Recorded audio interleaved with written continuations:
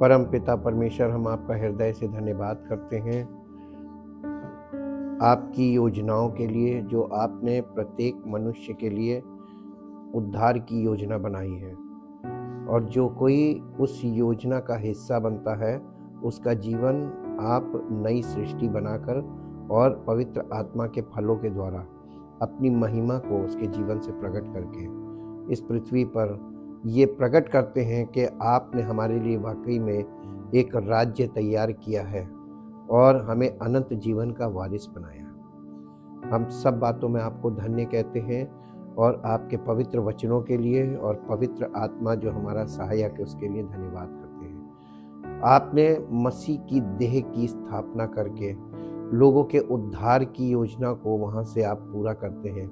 हम कलीसिया के लिए आपका धन्यवाद करते हैं और चाहते प्रभु, ये बहुत ही हमारे लिए गौरव की बात है और कि आपने हमें उस देह का हिस्सा बनाया ताकि हम अनंत जीवन के वारिस बनकर आपकी महिमा का कारण बने। इसलिए प्रभु, आप उस सब बातों में धन्य कहते हैं।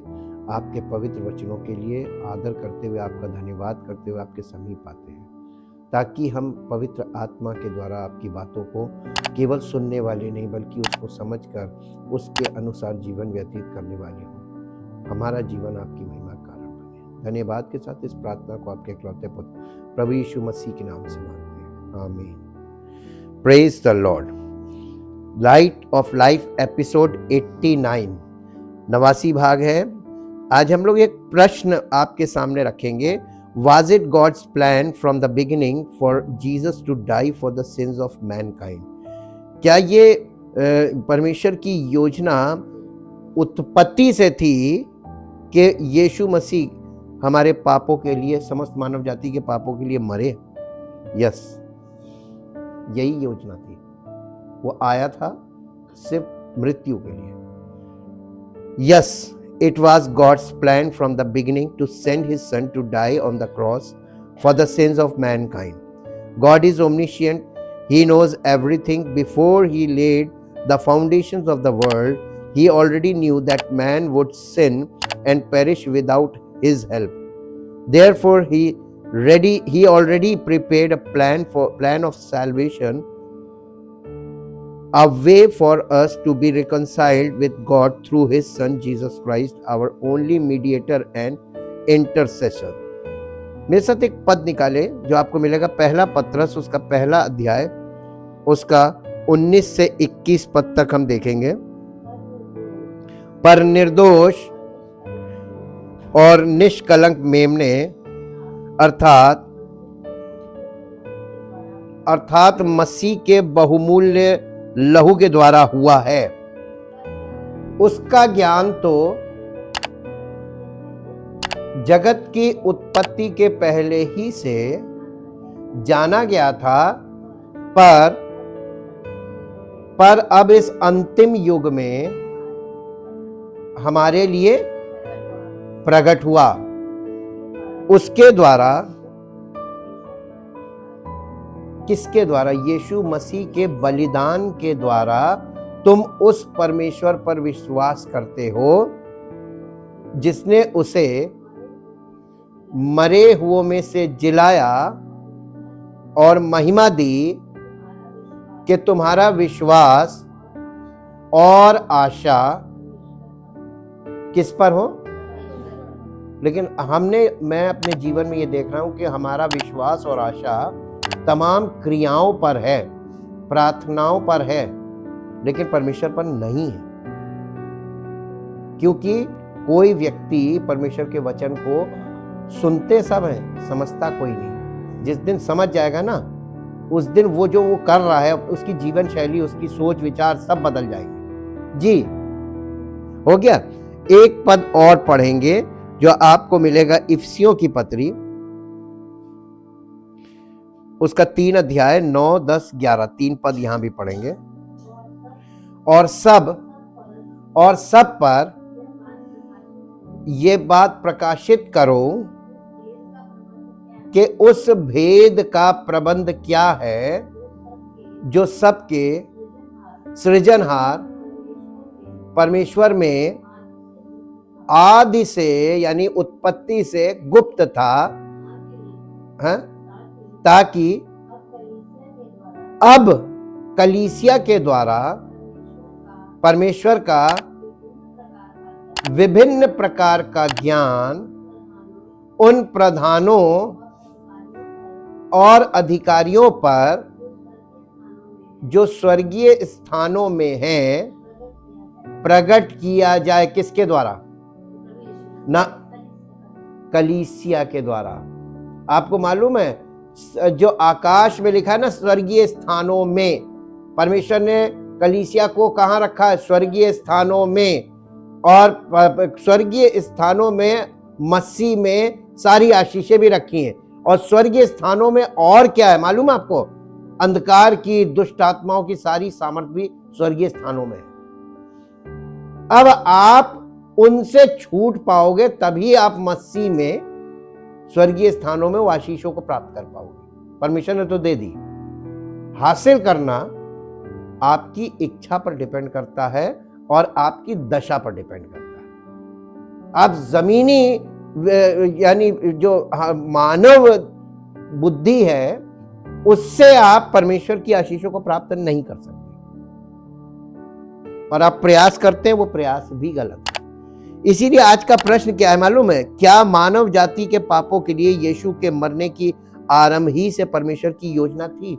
यस, हाँ, ये शुरू से ही परमेश्वर की योजना थी कि वो मानव जाति के पापों के लिए अपने पुत्र को क्रूस पर मरने के लिए भेजे। ईश्वर सर्वज्ञ है, वो सब कुछ जानता है। संसार की नींव डालने से पहले वो पहले ही से जानता था कि मनुष्य उसकी सहायता के बिना पाप करेगा और नष्ट हो जाएगा। इसलिए उन्होंने पहले से ही उद्धार की एक योजना तैयार कर ली। हमारे लिए उनके पुत्र यीशु मसीह के माध्यम से हमारे एकमात्र मध्यस्थ के रूप में परमेश्वर के साथ मेल मिलाप करने का एक तरीका। और इसीलिए हम यानी नए नियम के पदों में इन बातों को देखते हैं। बाइबल में परमेश्वर की योजना का प्रगतिशील रहस्य उद्घाटन, यानी इसको कहते हैं रेवलेशन। यानी हमने आपको पहले भी बताया था, फिर ये वही चीज बता रहे हैं कि परमेश्वर का जो वचन है ना बाइबल, ये है प्रोग्रेसिव रेवलेशन। प्रोग्रेसिव का मतलब गतिशील और रेवलेशन का मतलब रहस्य उद्घाटन। ये अपने आप में परमेश्वर ने सब कुछ पूर्ण कर दिया अपने पुत्र के द्वारा। अब वो कलीसिया में पिता पुत्र पवित्र आत्मा यानी परमेश्वर की उपस्थिति में आपके और हमारे जीवन को नई सृष्टि बनाने का काम कर रहा है। परमेश्वर उस कार्य को जो उसने पुत्र के बलिदान के द्वारा पूरा किया और उत्पत्ति से उस योजना को लेके चला, उसको कलीसिया के द्वारा हमारे जीवनों में पूरा करने का काम कर रहा है। परमेश्वर का कोई काम बाकी नहीं है, वो एकदम अप टू डेट काम चल रहा है। परमेश्वर ने न केवल उद्धार की इस योजना को तैयार किया बल्कि इसे मनुष्यों को भी बताया। शुरुआत से ही परमेश्वर ने अपने वचन में इस महान योजना को प्रकट करना शुरू कर दिया। बाइबल क्राइस्टो सेंटर्ड है, यानी क्राइस्टो मतलब मसीही केंद्रित है। ये बाइबल कभी भी आप इसको पढ़ते हैं अपनी विचारधारा से इसका अर्थ लगाते हैं, यही तो गलत है। इस पुस्तक का केंद्र बिंदु यीशु मसीह है, जो शायद आपको सबसे लास्ट में पता चलेगा। इसके परमेश्वर ने उसी के विषय में पूरा पुराना नियम उसी के विषय में बात कर रहा है, और लोग वहां से पता नहीं क्या क्या अपने लिए खोज रहे हैं। वहां हमारे लिए कुछ है ही नहीं। वो यीशु मसीह ने क्या कहा था? तुम पवित्र शास्त्रों में ढूंढते हो और समझते हो कि तुम्हें इसमें अनंत जीवन मिलेगा। ना, ये वे हैं जो मेरी गवाही देते हैं और फिर भी तुम जीवन पाने के लिए मेरे पास आना नहीं चाहते। तो यीशु मसीह ने पवित्र शास्त्र के मूल रहस्य को यहूदियों के बीच में बोल दिया था, और इतने जमाने से लोग बाइबल को, मैंने अपने से कई गुना बड़े उम्र के लोगों को भी बाइबल में देखा, लेकिन वो भी वही गलतियां कर रहे हैं जो नए लोग कर रहे हैं, क्योंकि नए लोगों को बता भी तो वही लोग रहे हैं। ये बाइबल का मुख्य विषय यीशु मसीह है, इस पुस्तक का मुख्य विषय। और अगर आप मुख्य विषय को केंद्र में रखकर आप इसको देखेंगे तो सब चीजें आपको स्पष्ट समझ में आएंगी। आरंभ से ही हम एक उद्धारकर्ता की प्रतिज्ञा को देखते हैं। जब पहले मनुष्य आदम ने पाप किया तो परमेश्वर ने उससे कहा कि वो एक उद्धारकर्ता प्रदान करेगा जो सर्प के सिर को कुचल देगा, यानी शैतान की शक्ति को नष्ट कर देगा। निकाल लीजिए उत्पत्ति की पुस्तक 3 अध्याय 15 पद, जहां आपको ये बात लिखित मिलेगी। उत्पत्ति की पुस्तक में 3 अध्याय में परमेश्वर ने इस बात से पर्दा उठा दिया था। और ये शैतान से परमेश्वर कह रहा है, और मैं तेरे और इस स्त्री के बीच में और तेरे वंश और स्त्री के वंश के बीच में बैर उत्पन्न करूंगा। कौन? स्त्री का वंश तेरे सर को कुचल डालेगा और तू उसकी एड़ी को डसेगा। ये बोला गया था। इसको बोलते हैं प्रोटो गॉस्पल। प्रोटो गॉस्पल का मतलब सबसे पहला सुसमाचार परमेश्वर ने शैतान को दिया था। और इसीलिए आप शैतान से ज्यादा परमेश्वर के वचन को नहीं जानते, उसकी योजना वो शुरू से जानता है, इसलिए वो आसानी से गड़बड़ी डाल लेगा। और इसीलिए लिखा ना कि यदि तो ये विश्वास करता है कि परमेश्वर एक ही है तो अच्छा करता है, दुष्ट आत्माएं भी विश्वास करती है और थरथराती हैं। इसका मतलब शैतान को तो सब मालूम है, लेकिन आपको सब नहीं मालूम है, तो आप परमेश्वर से डरते नहीं है और आपको परमेश्वर का भय नहीं है, और आपको यही नहीं मालूम परमेश्वर कुछ नहीं, आपके हिसाब से कुछ नहीं कर सकता। जैसे जैसे हम बाइबल की पुस्तकों के माध्यम से आगे बढ़ते हैं, हम पूरे पुराने नियम में यीशु मसीह के क्रमिक प्रगटीकरण को देखते हैं। क्रमिक का मतलब स्टेप बाय स्टेप। यीशु मसीह के क्रमिक प्रगटीकरण को देखते हैं। मसीह के, यीशु नहीं है, मसीह के क्रमिक प्रगटीकरण को देखते हैं। अर्थात ऊपर उत्पत्ति में उल्लिखित उद्धारकर्ता के विषय विवरण प्रकट होते हैं। परमेश्वर इब्राहिम के साथ एक वाचा बांधता है कि मसीहा उनके वंश के माध्यम से आएगा, जो उसके पुत्र इसहाक और बाद में याकूब और यहूदा तक फैला हुआ है। राजा दाऊद को परमेश्वर से एक प्रतिज्ञा मिली कि उसके वंश में एक राजा होगा जो हमेशा के लिए सिंहासन पर बैठेगा। पुराने नियम की बलिदान प्रणाली उस बलिदान का एक प्रारूप थी जिसे यीशु एक दिन मानव जाति के पापों के लिए देगा। व्यवस्था ने लोगों को दिखाया कि पाप की सजा मृत्यु है और कि उन्हें अपने पाप का भुगतान करने के लिए एक निर्दोष मेमने की बलि देनी है। परमेश्वर द्वारा अपने लोगों के लिए स्थापित की गई ये बलिदान प्रणाली आने वाले मसीह परमेश्वर के मेमने की ओर इशारा करती है। तो जो व्यवस्था है ना, उसमें भी ये दिखा दिया था कि पाप की मजदूरी मृत्यु है और ये मृत्यु परमेश्वर आपके लिए मेमना देगा। इसी तरह पुराने नियम में मसीह उसके मनुष्य के रूप में आने, उसकी मृत्यु, गाड़े जाने और पुनरुत्थान के बारे में 300 से अधिक भविष्यवाणियां पुराने नियम की बात कर रहे हैं, भरा पड़ा है। मसीह ने अपने पहले आगमन के बारे में इन सभी भविष्यवाणियों को पूरा किया है और वो अंत के समय में अपने दूसरे आगमन और बाद में पृथ्वी पर शासन के दौरान बाकी को पूरा करेगा। मसीह ने ये जाना कि उनका उद्देश्य संसार के पापों के लिए क्रूस पर मरना है। ये उसकी योजना भी थी और उसके आने का उद्देश्य भी था। यीशु मसीह परमेश्वर है और वो 3 होते हैं ना, पिता, पुत्र, पवित्र आत्मा। वो त्रिएक में उसका दूसरा रूप है, यानी पुत्र, और दूसरे व्यक्ति हैं। वो प्रभुओं का प्रभु है जिसके द्वारा ब्रह्मांड का निर्माण किया गया था और फिर भी उसने अपनी महिमा को एक तरफ छोड़कर हमें बचाने के लिए एक मनुष्य के रूप में पृथ्वी पर आना चुना। ये उसका अपना फैसला था कि वो अपनी मर्जी से आया। और इसीलिए फिलिपियों की पत्री और उसका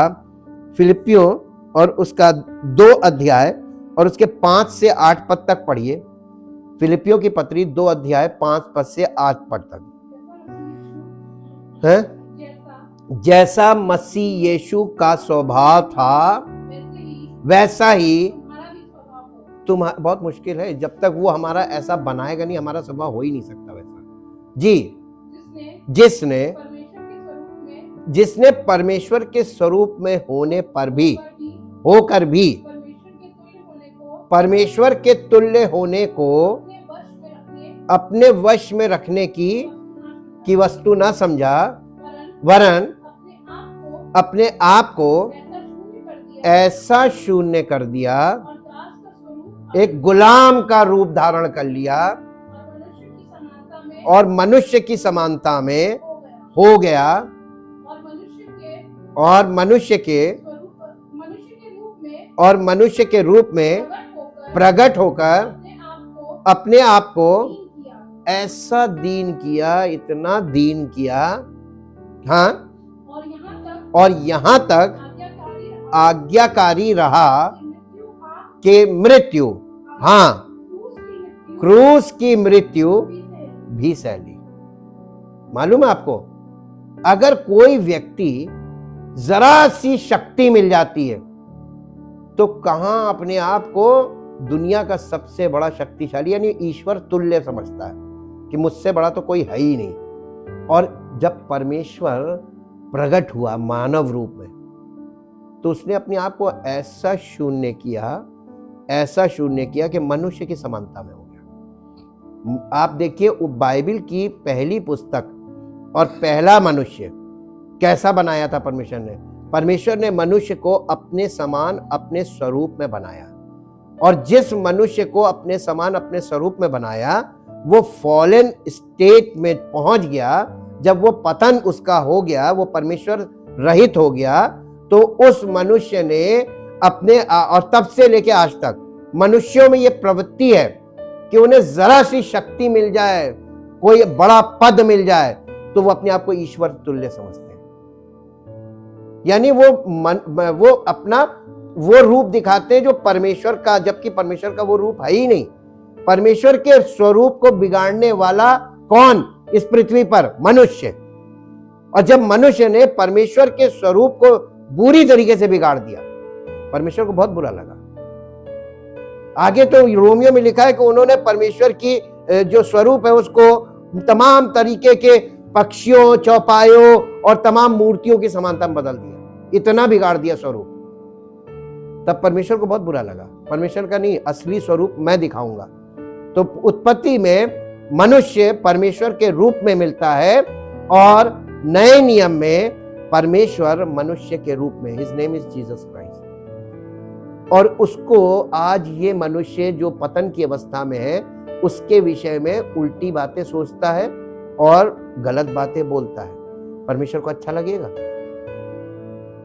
इसलिए परमेश्वर उन लोगों को बस सिर्फ कहता है कि पहले मैं अपने लोगों को सबको हटा लूं, फिर मैं इस मनुष्य को जो बचेंगे, जो मेरे पुत्र पर विश्वास नहीं करेंगे, उनका आदर नहीं करेंगे, फिर मैं इनके साथ क्या करूंगा वो तो दुनिया देखेगी। और इसीलिए सेकंड कमिंग के बाद परमेश्वर का वो भयानक रूप लोग देखेंगे जो उत्पत्ति से लेकर आज तक कभी देखा भी नहीं। लिखा हुआ भविष्यवाणियों में ऐसा आरंभ से अब तक परमेश्वर ने किया ही नहीं।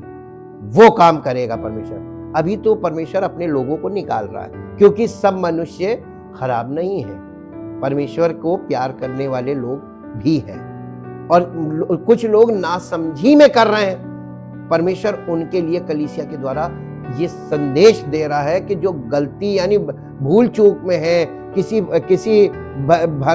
बहकावे में ऐसा कह रहे हैं, यीशु मसीह के विरोध में गलत काम कर रहे हैं, उन लोगों को किसी तरह मौका दिया जाए कि वो सच्चाई को जाने।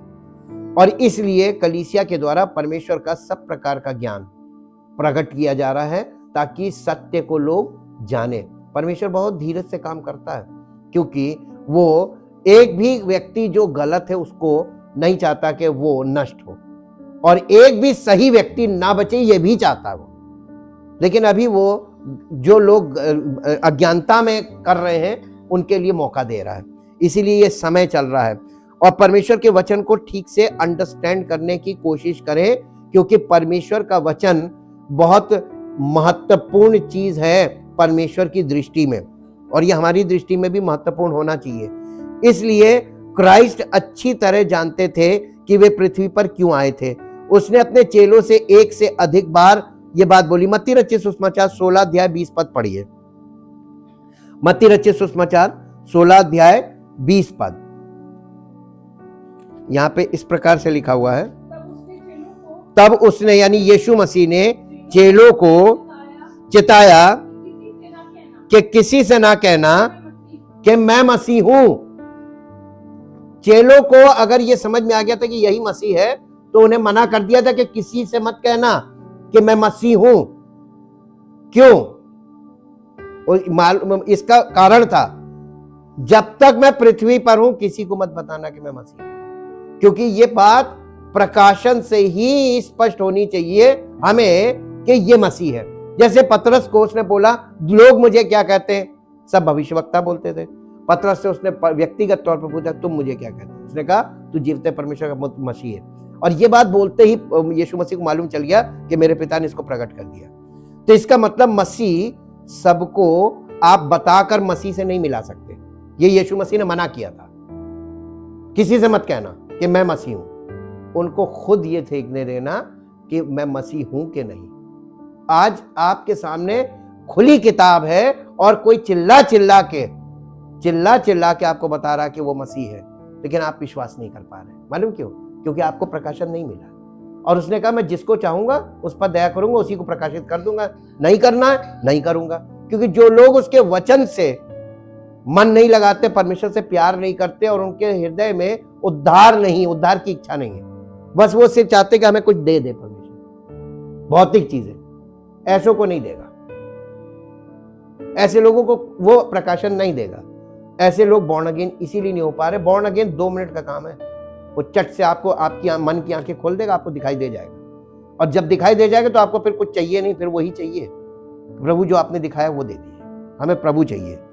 यहां पर उसने अपनी मृत्यु के विषय में भविष्यवाणी की।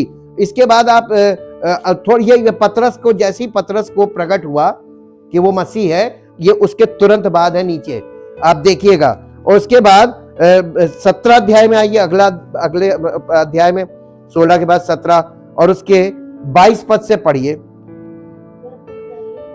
जब वे गलील में थे तो यीशु ने उनसे कहा, मनुष्य का पुत्र मनुष्यों के हाथ से पकड़वाया जाएगा और वे उसे मार डालेंगे और वो तीसरे दिन।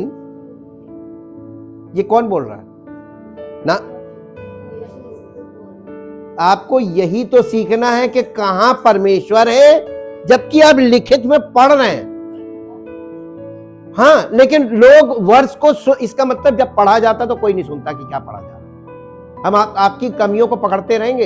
ये आपकी जो ज्ञान की इंद्रियों की कमी है ना, कि क्या पढ़ा गया, किस संदर्भ में पढ़ा गया, ये ना सुनना और चट से गलत जवाब दे देना। सुनने में शार्प बन जाइए, क्योंकि जब आप परमेश्वर के वचन को जो भौतिक तरीके से आपको सुनाया जा रहा है, वो भौतिक कानों से स्पष्ट नहीं सुन रहे हैं, तो आपके मन में कहां हो जाएगा, घुस ही नहीं सकता कभी।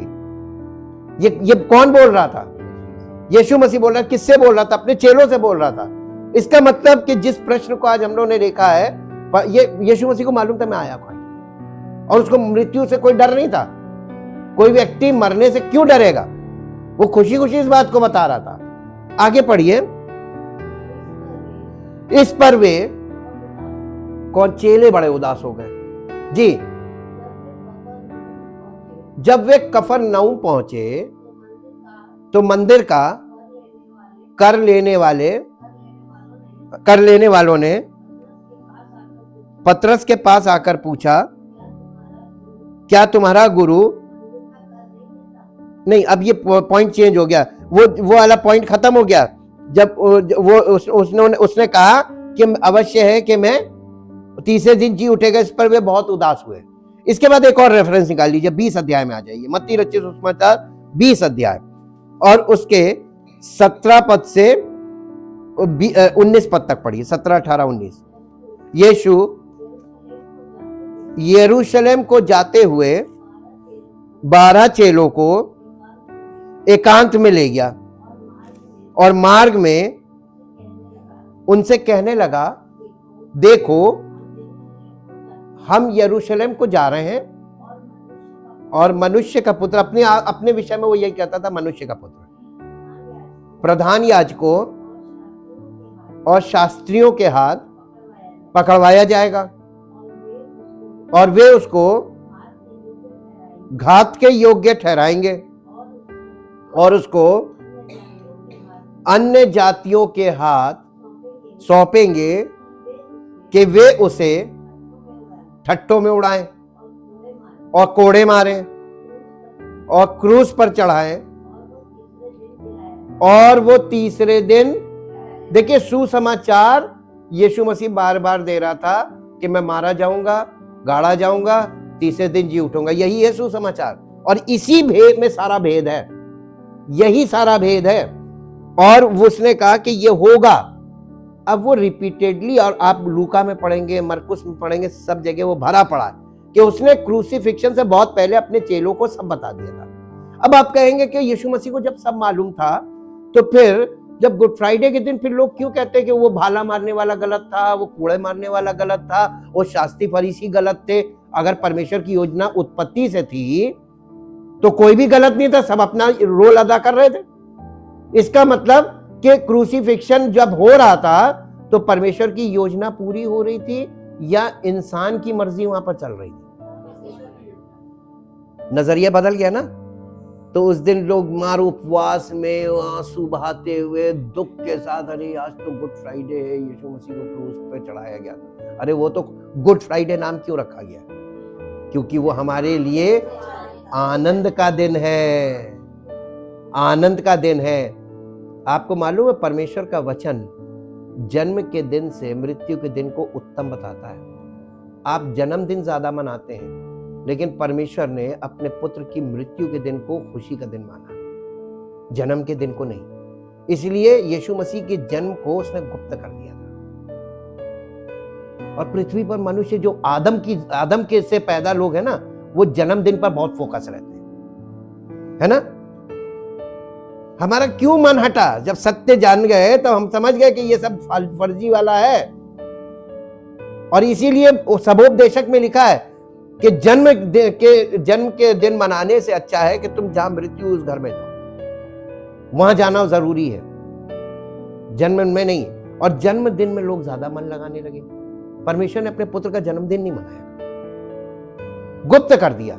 ये तो फर्जी हम लोग मना। मनुष्य जो करता वो सोचता है ये परंपरा बन जाए, जो मैं कर रहा हूं वही करे सब। ये गलत है। परमेश्वर चाहता है कि परमेश्वर की योजना जो वो हमें दे रहा है, हम उस योजना को पूरा करें। हम उन बातों को माने जो परमेश्वर हमसे चाह रहा है। हमारा पिता कहता है कि ये मानो, तो हमें वो मानना चाहिए, या लोग कहते हैं ये मानो वो माने? तो हमें परमेश्वर की मर्जी में जब हम जाते हैं ना, तब हमारे जीवन से बहुत सी गलत चीजें हमको समझ में आती है, ये गलत था जो हम कर रहे थे। मेरे साथ एक पद और निकालिए जो आपको मिलेगा, यूहन्ना रचित सुसमाचार उसका 16 अध्याय। यूहन्ना रचित सुसमाचार उसका 16 अध्याय, और उसके 16 अध्याय का पवित्र आत्मा के कार्य जो लिखा हुआ है ना, वहां से पढ़ें। मैंने आरंभ से तुमसे ये बातें इसलिए नहीं कही क्योंकि अब जो बातें यीशु मसीह कहने जा रहा है, ये वो बातें हैं जो यीशु मसीह अपने बाद में अपने चेलों को बता रहा है कि अब तुमको ये बातें समझनी पड़ेंगी जो अब मैं तुमसे कह रहा हूं। शुरू से इसलिए नहीं कही क्योंकि मैं तुम्हारे साथ था जी, परंतु अब मैं अपने भेजने वाले के, यीशु मसीह ने ये कहा ही नहीं कि मैं मर रहा हूं, मैं मर जाऊंगा। इसका मतलब मैं अपना काम पूरा करके वापस लौट रहा हूं, है ना। जिस ऑफिस में अपना ऑफिस छोड़ के आया था, अपने ऑफिस में वापस जा रहा हूं जी। और तुम में से कोई मुझसे ये नहीं पूछता कि तू कहां जाता है, परंतु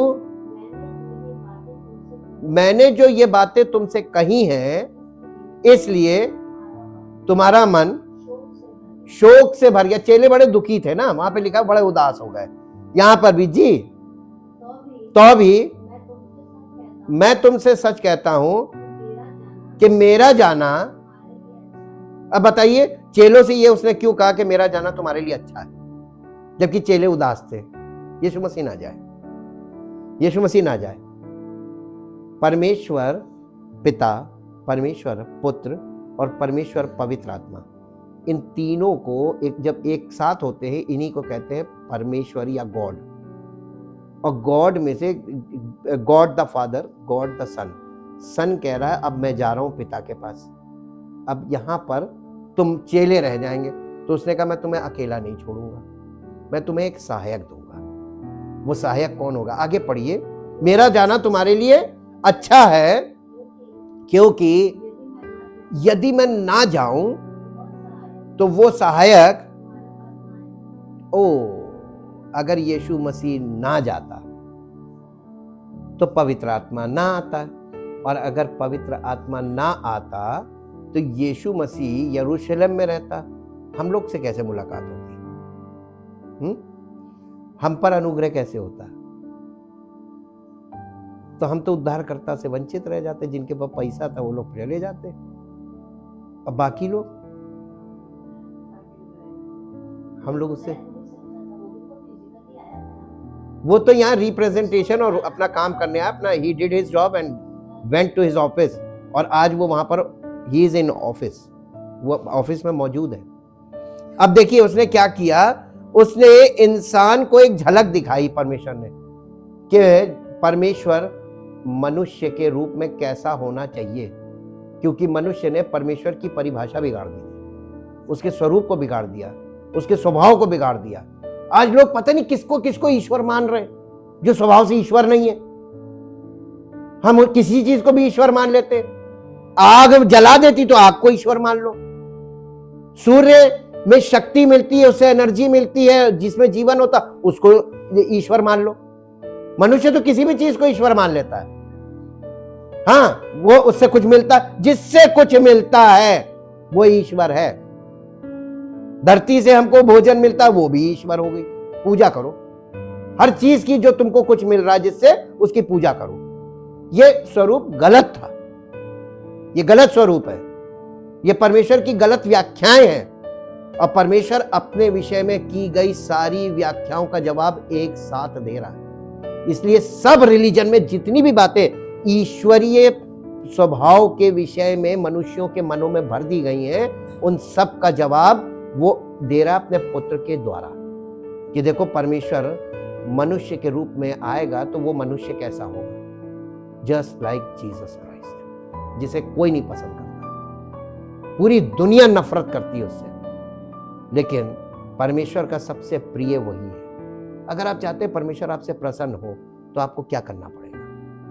जिससे आपको नफरत है उसी को आपको ग्रहण करना पड़ेगा, तब परमेश्वर आपको ग्रहण करेगा। परमेश्वर ने ये एक ऐसा पत्थर रखा है कि जो लोग इसको ठुकराते हैं, और दोनों लोगों को, जो ठुकरा रहे हैं वो भी ठोकर खाएंगे, और जो इससे नफरत कर रहे हैं वो इसी के द्वारा पीस दिए जाएंगे। इसके द्वारा न्याय कर रहा है ये परमेश्वर का न्याय है जी।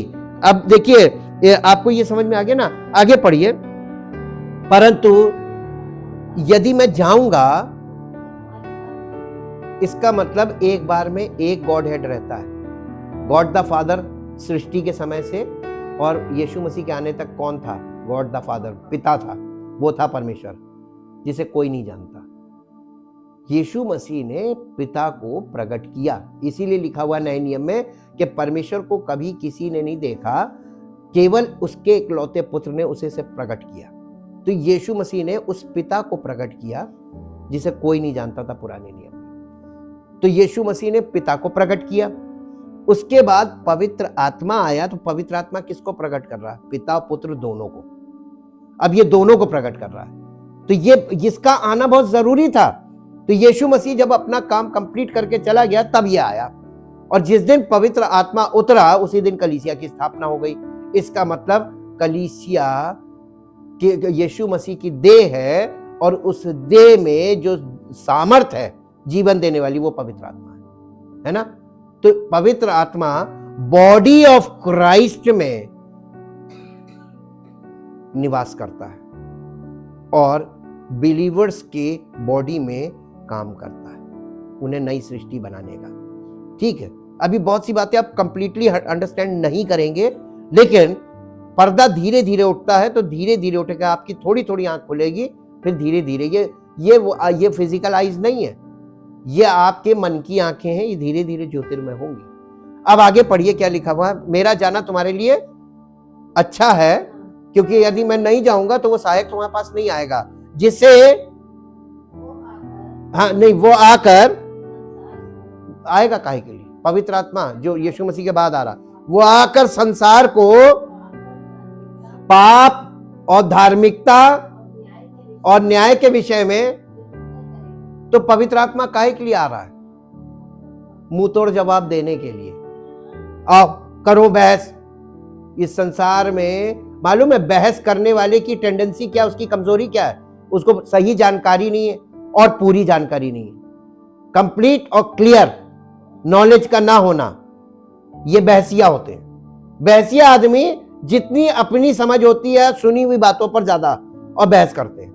ये बहस करने वाले की कमी होती है कि ना तो उसको कंप्लीट जानकारी है और ना क्लियर जानकारी है। और जो लोग मूर्ख होते हैं वो ऐसे लोगों के चक्कर में बहुत जल्दी आ जाते हैं। तो बहस करने वाला, विवाद करने वाले की कमजोरी ये होती है। और जो लोग जानकारी नहीं होती है वो मूर्ख कहलाते हैं बाइबल के अनुसार, क्योंकि वो तो जो जैसा बोलते वैसा कर लेते हैं, किसी के अनुसार हैंडल कर लिए जाते हैं। तो इस तरीके से सारी मानव जाति परमेश्वर की महिमा से रहित थी, है और आगे भी रहेगी। केवल वही परमेश्वर की महिमा में आ पाएगा, उस जो बॉर्न अगेन होगा। और पुत्र के बिना, उसकी देह के बिना ये महिमा हमारे जीवन में कभी नहीं आ सकती। जी आगे पढ़ दीजिए। पाप के विषय में इसलिए किस पर? यीशु मसीह पर। अब लोग आते कहते हैं हम विश्वास करते हैं। अब आपको पता चल रहा होगा कौन सा विश्वास करते हैं, है ना? क्या हमको प्रभु दे देंगे, आज लॉटरी खुली जाएगी, हम तो विश्वास करके आए कि आज प्रभु के हमें सब कुछ मिल जाएगा। जी। और धार्मिकता के विषय में इसलिए कि मैं पिता के पास जाता हूं और तुम मुझे फिर ना देखोगे। न्याय के विषय में इसलिए, कौन है संसार का सरदार? शैतान। संसार का सरदार कौन है? वो दोषी ठहराया जा चुका, उसको दोषी ठहरा दिया यीशु मसीह ने अपने बलिदान के द्वारा, उसको दोषी ठहरा दिया। यीशु मसीह ने मुंह से कोई जवाब नहीं दिया, सारे जवाब उसने काम के द्वारा दिए। बुद्धि कार्यों से प्रमाणित होती है। एक व्यक्ति तमाम बुद्धि की बातें बोल रहा है, कर कुछ नहीं पाता। आपको मालूम है जो लोग टेक्निकल ट्रेनिंग देते हैं ना, आपको मोटर मैकेनिक ले लीजिए, ITI की बात कर रहे हैं, पॉलिटेक्निक की बात कर रहे हैं, जो आपको मोटर मैकेनिक की ट्रेनिंग दे रहे हैं वो थ्योरी आपको बताते हैं, लेकिन उनसे कह दीजिए उन्हीं की गाड़ी खराब होती है ना तो वो मैकेनिक के पास जाते हैं, क्योंकि उनको बनानी नहीं आती है। वो सिर्फ बताना आता है कि इधर पेच ऐसे लगा दो, उधर पेच ऐसे लगा दो, करने को बोल दो कर नहीं पाएंगे। औजार की उनको अकल ही नहीं होती। ये मैं बहुत अनुभव के साथ बोल रहा हूँ। तो जो लोग आपको पढ़ा रहे होते हैं ना टेक्निकल लाइन में, मेडिकल लाइन में, उनको आता कुछ नहीं है, वो सिर्फ पढ़ के पढ़ा रहे होते हैं। जो सही काम करने वाले तो धुरंधर, उनके पास तो टाइम ही नहीं होता पढ़ाने का, क्योंकि वो काम कर रहे होते हैं। यीशु मसीह कहता है कि बुद्धि अपने कार्यों से प्रमाणित होती है। जब कोई व्यक्ति तुमको कुछ करके दिखा दे तब उस पर विश्वास करना कि ये कर सकता है, वरना भटकाने के लिए तुम्हें ज्ञान तो लोगों के पास ये रखा हुआ, चट लीजिए, सारा ज्ञान आपको दे देंगे। परमेश्वर को भी इतना ज्ञान नहीं होगा जितना आज मनुष्यों के पास है, क्योंकि परमेश्वर को जानते नहीं है। और जिस दिन परमेश्वर को जान गए तो उन्हें समझ में आ जाएगा हमारा ज्ञान तो एकदम नुक्ता है, कुछ भी नहीं है। हमारा ज्ञान अधूरा, हमारी भविष्यवाणी अधूरी, हमारा सब कुछ अधूरा। एक अधूरा मनुष्य अधूरे ज्ञान में लोगों को भरमा रहा है, सत्य ज्ञान नहीं है। हम परमेश्वर का धन्यवाद करें उसके पवित्र वचन के लिए और पवित्र आत्मा के लिए और कलीसिया के लिए, क्योंकि यही 3 चीजें आपको प्राप्त हुई हैं जिसके द्वारा आप परमेश्वर के राज्य में प्रवेश पा सकते हैं और अनंत जीवन के वारिस बन सकते हैं। परमपिता परमेश्वर, हम आपका हृदय से धन्यवाद करते हैं आपके पवित्र वचनों के लिए और पवित्र आत्मा के लिए और मसीह की कलीसिया के लिए। प्रभु, जो आपने हमें जिस कलीसिया में रखा है वहां पवित्र आत्मा के द्वारा पवित्र वचनों का प्रकाश हमें प्राप्त हो रहा है और हमारा जीवन, हमारा भीतरी मनुष्यत्व रिन्यू किया जा रहा है। हमारा मन हमारी बुद्धि नई हो रही है आपके वचन के द्वारा। आपके वचन के प्रकाश से हमारे जीवन में जीवन की ज्योति आ रही है। हाँ प्रभु, ये जीवन की ज्योति ऐसी चीज नहीं है कि हम कहीं से खरीद कर ले आए। ये तो कलीसिया में जब आप हमें रोप देते हैं, हमें मसीह की देह का अंग बनाते हैं और हम वहां पर उपस्थित रहते हैं, राइट टाइम पर आपकी उपस्थिति में आते रहते हैं, तो जीवन का प्रकाश हमारे जीवन में आता है। क्योंकि आपके यीशु मसीह ने कहा था, जो कोई मेरे पीछे हो लेगा वो अंधकार में ना चलेगा परंतु जीवन की ज्योति पाएगा। और जब हम मसीह की देह में उसके साथ जुड़ जाते हैं और उसके पवित्र आत्मा की अगुवाई में पवित्र वचनों के प्रकाश को प्राप्त करने लगते हैं, ये जीवन की ज्योति हमें प्राप्त होती है। हम आपका धन्यवाद करते हैं इस डिवाइन लाइट के लिए, जिसके द्वारा हमारा उद्धार होता है और हम नई सृष्टि बनते जाते हैं। सारा आदर, सारी महिमा आपको देते। इस प्रार्थना को आपके इकलौते पुत्र प्रभु यीशु मसीह के नाम से मांगते हैं, आमीन। Praise the Lord. परमेश्वर आपको आशीष